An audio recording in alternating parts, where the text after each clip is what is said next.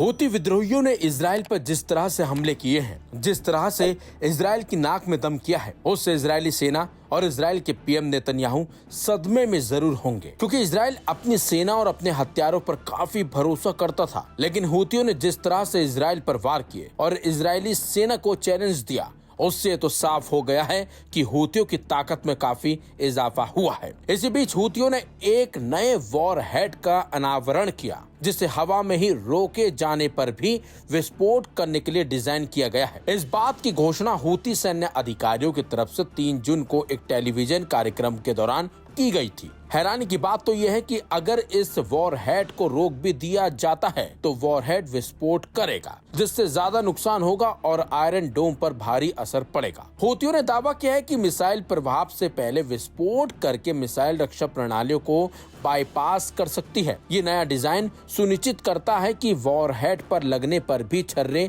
बिखर जाएंगे। हूतियों ने दावा किया है कि वॉरहेड विस्फोट को ट्रिगर करने के लिए निकटता फ्यूज का इस्तेमाल करता है। इस तकनीक का उद्देश्य लक्ष्यों को ज्यादा से ज्यादा नुकसान पहुंचाना और दुश्मन की वायु रक्षा को ध्वस्त करना है। वॉरहेड की घोषणा 2 सप्ताह में इजराइल पर हूतियों द्वारा 9वें हमले के बाद हुई है। बता दें आपको, 2 जून को यमन के हूतियों ने इजराइल पर मिसाइल दागी थी, जिससे पूरे इजराइल में दहशत फैल गई थी। मध्य और दक्षिण इजराइल, यरूशलेम और पश्चिमी तट की बस्तियों में सायरन बजने लगे थे। इस दौरान आईडीएफ ने दावा किया था कि उसने मिसाइल को इंटरसेप्ट कर लिया था। टाइम्स ऑफ इजराइल के अनुसार हमले लगभग रोज की घटना बन गए हैं।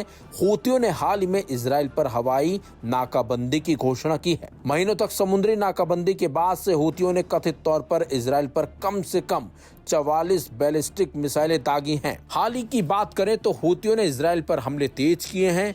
हूतियों ने इजराइल के बेन गुरियन हवाई अड्डे को जिस तरह से निशाना बनाया है, उससे कहीं न कहीं इजराइल डर गया है। ऐसे में अब हूतियों ने जिस तरीके से शक्ति प्रदर्शन किया है, उससे भी इजराइल की टेंशन और ज्यादा बढ़ती दिख रही है। अब ऐसे में देखना होगा कि इजराइल इसे मात देने के लिए क्या तोड़ निकालता है, क्योंकि इजराइल भी हूतियों से हार मानने को तैयार नहीं है और लगातार वो भी हमलों के दावे करता है हूतियों पर। लेकिन अब जिस तरीके से हूतियों ने अपनी ताकत दिखाई है, उससे साफ है कि वो इजराइल पर आगे भी बड़े अटैक करने की तैयारी में है। फिलहाल देखना होगा इजराइल अब आगे हूतियों को किस तरीके से जवाब देता है, क्योंकि हूती भी अब पीछे हटने को तैयार बिल्कुल भी नहीं है।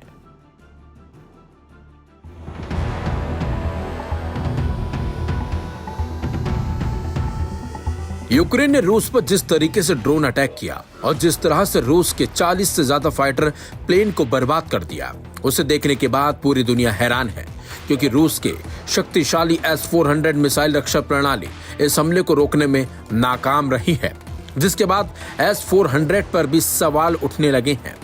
लेकिन जिस तरीके से एक बड़े और ताकतवर देश रूस को यूक्रेन ने झटका दिया है, उससे तो साफ हो गया है कि किसी भी देश और उसकी जंग लड़ने की प्रणाली को कमजोर नहीं समझा जाना चाहिए।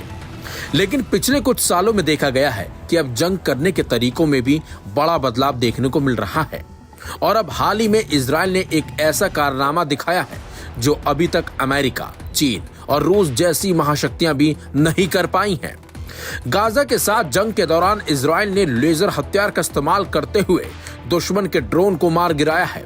ऐसा करने वाला इजराइल दुनिया का पहला देश भी बन गया है।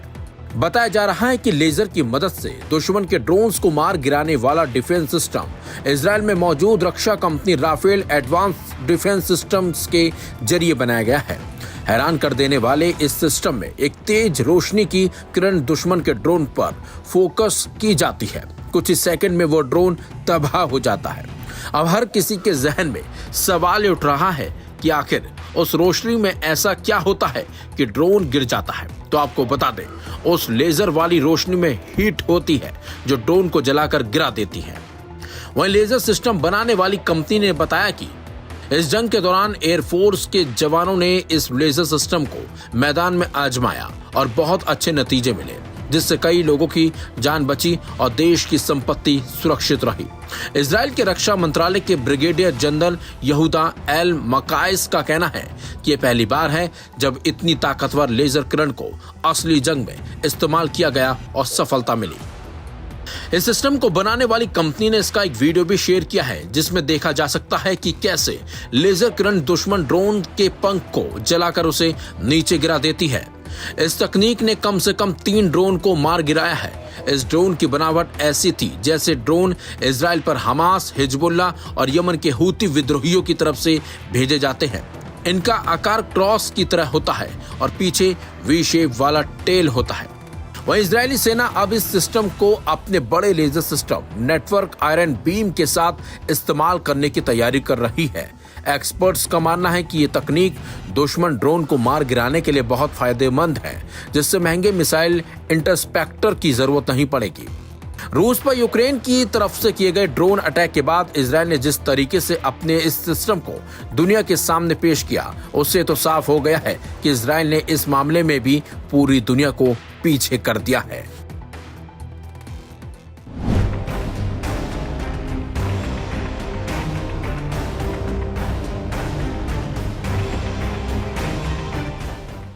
यमन के हूती विद्रोही इसराइल के खिलाफ लगातार मोर्चा खोले हुए हैं। लाल सागर में हमले हो या सीधे इसराइल की धरती पर, यमन के हूती लड़ाकों ने फिलिस्तीनियों के समर्थन में इसराइल पर बमबारी न रोकने की कसम खाई है। इसी बीच अंसारुल्लाह ने इसराइल में निवेश करने वाली हथियार कंपनियों को निर्देश दिया है कि वे जल्द ही अपना सामान वहां से बांध लें, नहीं तो वे उन पर हमला कर देंगे।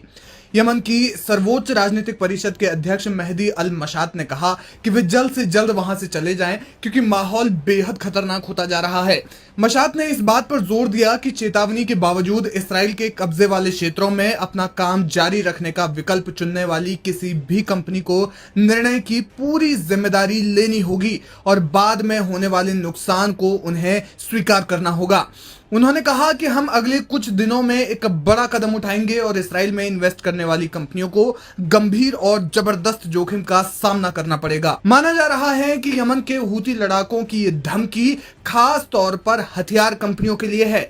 मशात ने इस बात पर जोर दिया कि यमनी चेतावनी को नजरअंदाज करना एक ऐसी नाजुक स्थिति पर दांव लगाने के समान है जिसके अप्रिय परिणाम हो सकते हैं। मेहदी अल मशात ने इस दौरान नेतन्याहू प्रशासन पर भी कटाक्ष किया। उन्होंने कहा, प्रधानमंत्री बेंजामिन नेतन्याहू का आपराधिक प्रशासन निवेशकों के हितों की परवाह नहीं करता और वे अपने खुद के एजेंडे को पूरा करने के लिए उनकी सुरक्षा पर दांव लगा रहा है। एक शासन जिसे अपने स्वयं के बंधकों के भाग्य की कोई चिंता नहीं है, वो ना तो विदेशी कंपनियों और ना ही निवेशकों की रक्षा करेगा। आपको बता दें कि जब से इसराइल ने गजा में हमले शुरू किए हैं, तब से यमन के अंसारुल्लाह इसराइल और इसराइल के समर्थकों के प्रति लामबंद हुए हैं। उन्होंने लाल सागर में इसराइली मालवाहक जहाजों को खासा नुकसान पहुंचाया है और वे इसराइल पर हवाई हमले भी कर रहे हैं। पिछले दिनों उन्होंने मशहूर बेन गुरियन एयरपोर्ट पर बैलिस्टिक मिसाइल दाग दी थी, जिसमें कि कई लोग घायल हुए थे। यमनी सशस्त्र बलों ने घोषणा की कि वे तब तक अपने हमले नहीं रोकेंगे जब तक कि इसराइल गजा में अपने जमीनी और हवाई हमले बंद नहीं कर देता। अक्टूबर 2023 से इसराइल ने गजा में ताबड़तोड़ हवाई और जमीनी हमले किए हैं। गजा में दसियों हजार फिलिस्तीनी ऐतिहासिक गति से मारे गए हैं, जिनमें से ज्यादातर निहत्थे नागरिक थे और गजा की ज्यादातर आबादी विस्थापित हो गई। अंतर्राष्ट्रीय न्यायालय, एक अमेरिकी संघीय अदालत और साथ ही दर्जनों संयुक्त राष्ट्र विशेषज्ञों और कानूनी विद्वानों के एक प्रारंभिक फैसले के अनुसार ये हमले नरसंहार के बराबर हो सकते हैं। गजा में इसराइल के हमलों के साथ साथ कब्जे वाले वेस्ट बैंक में फिलिस्तीनियों के खिलाफ इसराइली हिंसा में वृद्धि, लेबनान में इसराइली सेना और आतंकवादी समूहों के बीच झड़पें और सीरिया में इसराइली हवाई हमले हुए हैं। यानी पूरे मिडिल ईस्ट में इस समय इसराइल तनाव और दहशत का पर्याय बन चुका है।